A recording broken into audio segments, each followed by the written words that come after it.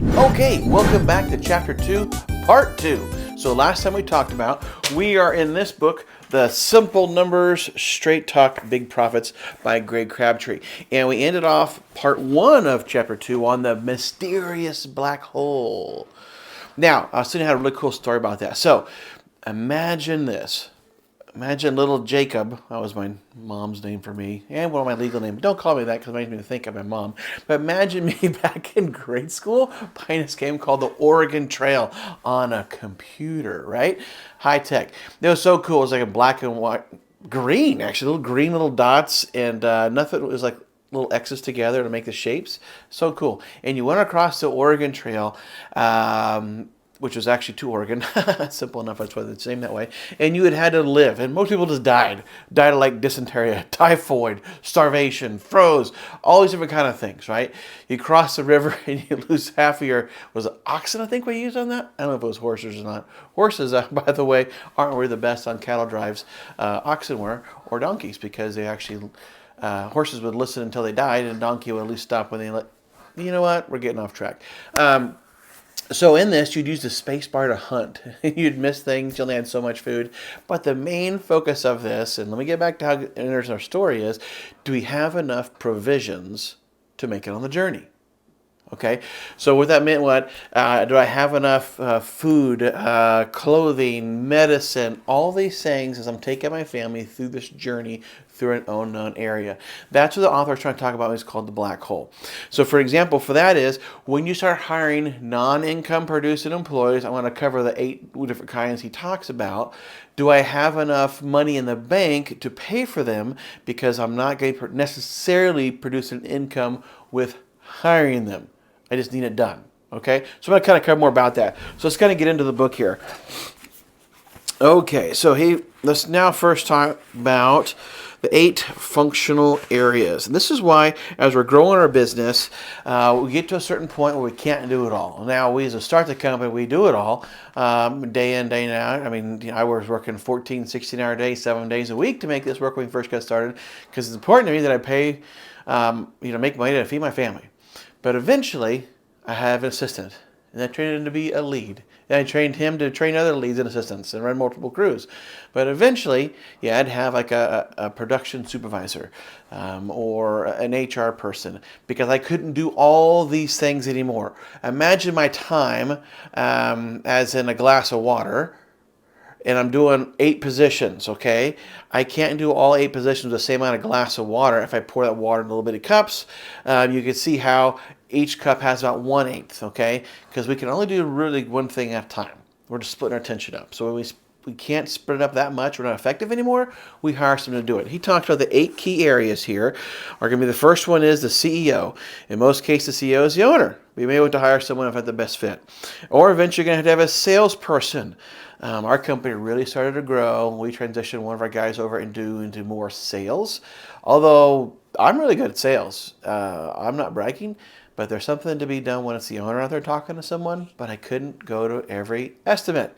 And then had this thing called, I don't know if the thing called it, but like, I don't want to call it sales phobia, where if I do my calculations, it's going to take me this long to do it. And I got to pay my guys this much money. I got to make this much money. And that number was high. And so I would kind of discount things down before I even sold it, because it made me uncomfortable with the price. So I put somebody else in charge of that, and they weren't uncomfortable at all. Matter of fact, they made more money the higher the ticket was. That's how commission works, and our company actually grew from there. Marketing. Marketing and sales do sometimes go along, but they're not the same thing. Okay, there are 2 different function areas, but they do share some things together. Operations, this is what I might call like a production supervisor. They're making sure that the trains run on time and whatever product or service you're selling gets delivered. Okay, for that one for us, we actually just hired another one. Andy's his name, or rhymes with Andy for confidentiality. Great, super guy. And we had one in the past, and it wasn't a good fit for this person. We put him back to technician. It's a great guy, but just organizing and running a checklist wasn't his thing. Also, a good point, do a personality studies to make sure when you're hiring people, they're actually personality fits for what you want them to do. There's one called Hire Bus. There's a lot of different ones out there. Just check them out. Check out some free ones too if you want. They may not give you as much in depth, but at least know, and I'm going to tell you why in this video of why I should have done that prior. This is interesting. IT. I'm not necessarily having an IT person, but maybe outsourcing that, because when your computer glitches or this frustrates me, or you get someone a new computer and they don't put on the virus protector that you tell them to, and that's when they do all their sales at, and they have access to your QuickBooks. You don't want to have money fly out of your computer. It hasn't happened, but it has been locking up. I'm like, dude, you're killing me with a slow computer when I just bought you a new one. We should have IT install that. I am not the IT kind of person, but I will be if I lose more money. Finance, someone who has to pay the bills, someone who does invoicing. One thing you can find out is you can slay a lot of business and not get paid on a lot of business. And what happens is you lose your business. So having someone who can do invoicing and follow up with those things called AR, accounts receivable, that's important, especially if your customers like to pay later. I won't admit this. No, I will admit this. I'm sad to admit this, but there were seasons when I did not invoice people. I just got too busy. I was trying to do all the things. And then later on, I found out, like, I didn't bill them. I'm like, hey, remember this thing I did last year for you? A lot of them didn't want to pay. And I was like, okay, I could have taken legal action. I could have done all this stuff. But ultimately, whose fault was it? Mine. As a business owner, would you want to pay a bill you incurred like a year ago? So that was frustrating. So having the right person in that seat. Customer service. Who's the customer service advocate? Who's the one who is like the face in front of people? I like to answer the phones, but if I'm deep in thought on something else, then I try to answer the phone. Or worse yet, when I'm out washing things by myself and I get a phone call, I wasn't answering, hey, this is Jake from Curpio. Glad to hear from you today. Like Buddy the Elf. What's your favorite color? No, I wasn't answering like that. I was like, hello. Because they were bothering me. I'm trying to make money, but somehow it doesn't click that they're also trying to get more money later if I answer the phone correctly. So when is the right time to offload that topic? And HR functions. I'll be honest, I don't think anybody really likes HR. They're always trying to tell you what you can't do, but they're also trying to tell you what you shouldn't do so you don't lose your business. And that was actually probably one of the first non-income producing positions we hired was HR, but she also did all our accounting and she did a lot. It was my sister Casey. If she ever sees this video, Casey, I love you. I really do miss you. You did a wonderful job while you're here, but I know you're underpaid. You're worth a lot, and you sure did help a lot while you're here. So moving on to those kind of things here, we're going to kind of cover more of what happened to me. So let's get back to this about the provisions in the black hole. Okay. So if you bring on someone who you really need in a key function, but you don't have the savings built out for it yet, you're going to just start spending more money without necessarily bringing in more money. So if your HR person was, let's say, I think I used $50,000 a year in the last example. Let's stick with that. If it's $50,000 a year, and you don't have $50,000 already saved, your company is going wrong way, right? So you need to have that either saved up. But here's the little trick someone taught me once. If I'm hiring somebody, I'm not going to keep them a full year if it doesn't work out. So maybe I don't have to have the full amount saved up. I'm not saying it's official advice, take it and run with it, but just kind of maybe put a little thought in your calculations. Typically, within the first 1 or 2 months, you're going to really know. And by month 3, if they're not hitting performances, of that, let's say $50,000 a year was at $4,000 a month or so. So after having lost maybe $12,000 and your mind and your hair, you might would have known to let that person go then. Now, Casey wasn't like that at all. But here's some examples. 2 of them that really cost us a lot last year. We lost a little $130,000 before the month of July last year. That's hard to recover. That was a lot that my accountant, when saw these things, called me up personally. He's usually an email kind of guy, and then there's an invoice for the email he just sent. Because he values his time and he knows he's worth it. But he let me know, and we had a conversation of things that he would do to keep the company going. And that was like, let everybody go. Only your salary people do all the recurring jobs you have. Quit spending the money on marketing because you're not doing very good with it. Quit trying to expand to a different city. It's costing you a lot. If you want to save your company, that's what you got to do. Yeah, I lost a lot of sleep on that. A lot of worry was, are we gonna lose our house? Let's move through that. I don't want to think about it, but it was a good learning opportunity. So like at the Oregon Trail thing, we sat out for Oregon, and we went through Nebraska. It's a funny movie. I'll tell you about it later. And we found out we didn't have enough provisions. We didn't have enough things saved. But then also I wasn't prepared in the process of it.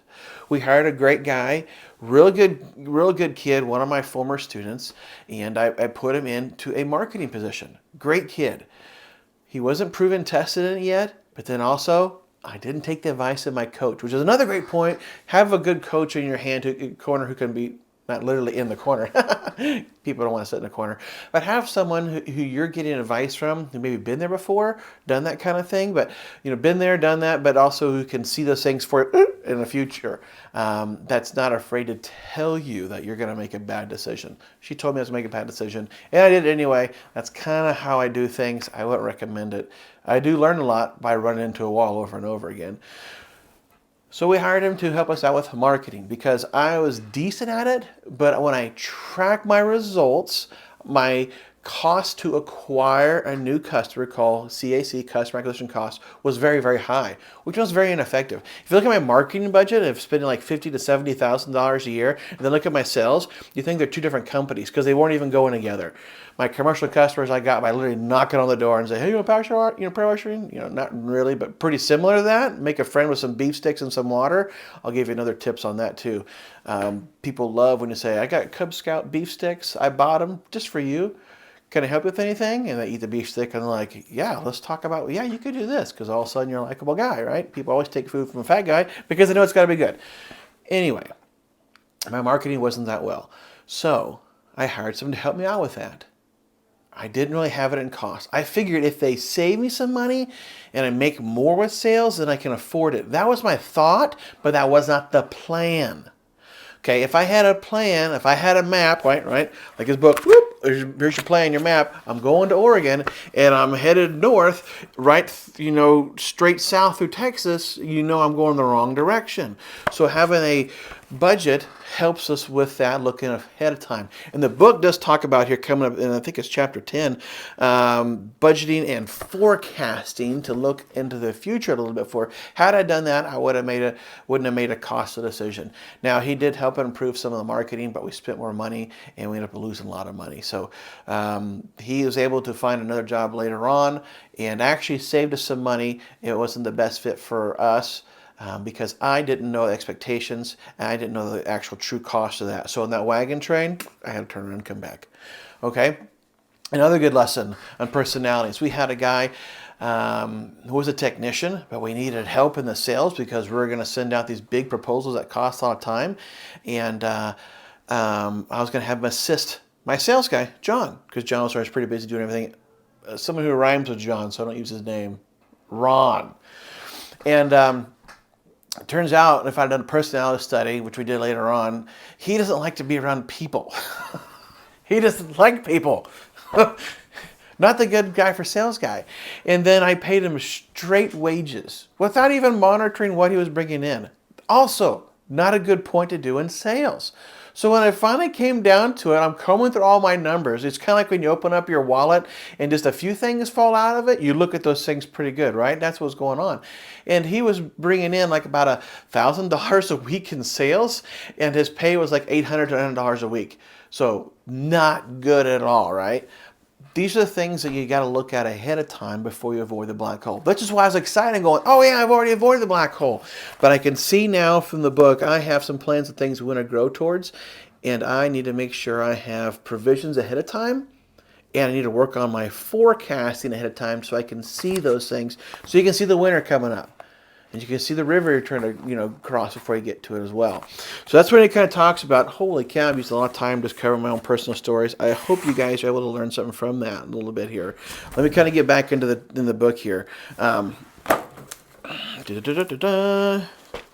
Oregon Trail. What is, profitability and provisions. Those are both starts with P. Let's talk about that. So how do I make sure I have these provisions ahead of time? That comes from being profitable first. I've got a good friend. I'm going to reference to him a lot. His name rhymes with Kyle. I got to get better at rhyming. His company does a little bit less in revenue. And I'm going to say this, and I don't know how dumb I sound, because if sales are for vanity, profits for sanity, right? Revenues for show, profits for dough. Our company does more than theirs in revenue, but profit, we're about dollar for dollar. How is that possible? He thinks that numbers are a whole lot different. I think he learns a whole lot better too. He's not as stubborn or bullheaded as me. But I like talking to him a lot of things because he sure does open my eye to stuff. Now, some people will see things differently. That's why we need to have a nice network of people we can talk to, because people have been gifted different things and so see things differently and act differently. If everyone's just like us, it'd be boring, it'd be a crazy place, right? And we wouldn't see all sides to a topic. So that's why it's helpful to have someone who understands their numbers on those things. So profitability ahead of time will give you those provisions before you start making these things ahead. And then one thing also, it's not in the book, but I'm going to add to it, is a thing called performance pay. All right, when I make my decisions on anything now, whether it be a bigger home, a nicer car, which I don't have one of those yet, but or hiring somebody, I would say 3 things. Yeah, it's 3 things. No, it's 4. It would be possible if, gosh, it's 5. See, that's why I'm really bad at counting. It would be possible if. Okay, so that question gets you in the right mindset, thinking, if I want to hire this kind of person or have these kind of things, it would be possible if. And you can't just say, if I made a lot of money. Yeah, a lot's not a number. And a lot is always a moving target. So it'd be possible if we got to have a target.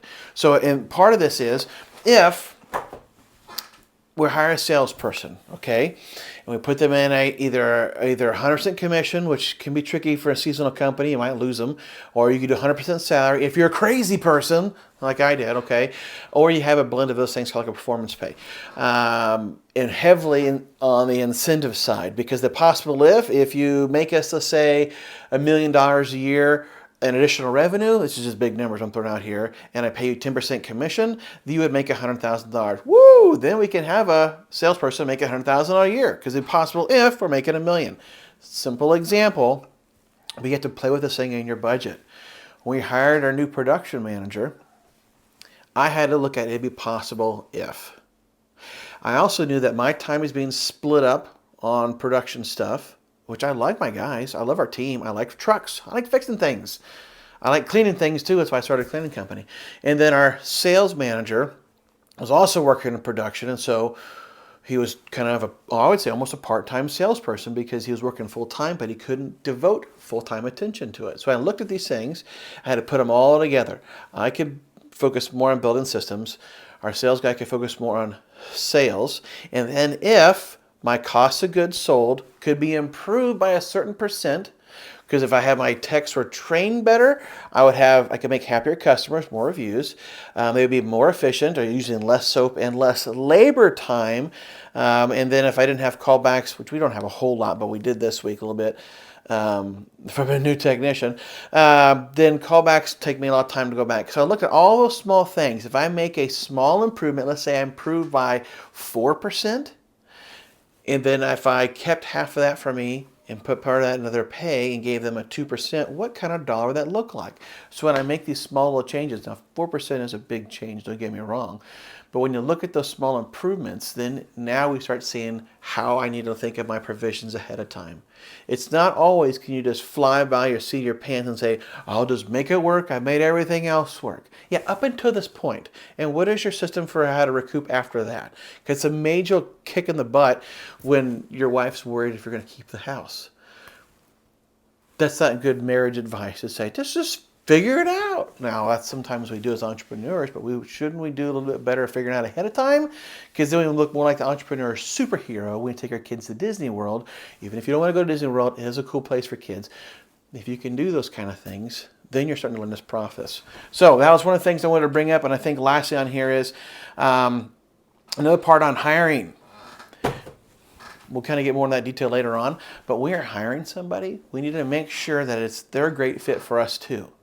So if we go through the personality study on that to see if that personality really likes doing the things you want them to do. The second thing is making sure, am I just hiring by trial and error? Okay, what that means is I'll just hire this person. I think they'll work out. They've never done it before, and their past employer let them go because it was management issues. We've all heard that hiring somebody. But if we hire by trial and error, we use up those provisions, and we got to get more provisions. Now, also when you hire a great person, and you didn't have the money saved up, a great person sometimes can see that as a person saying, I just took profit out of the company who wasn't making profit, which means that eventually this company isn't going to make it. And I'm not seeing the changes. Good people could come and good people will go if they see that, which is another good reason to have money in the bank, which is why I'm making you the profit superhero. Hope you do that. So we're going to kind of close with that. I'm looking forward to the chapter 3, which is, come on, thumbs work. All my pages are well highlighted. Chapter 3, labor productivity, your key to surviving the black hole. Ooh, I'm going to look forward to that. Okay, thank you guys so much for hanging in there. I know it's a little longer video. I'll try to keep it a little shorter or try to speak a little faster. Hey, if you like what you're seeing, let me know. Type in the comments below. That really helps me out so I can know what more to cover and what more to just throw out. Thanks again, guys.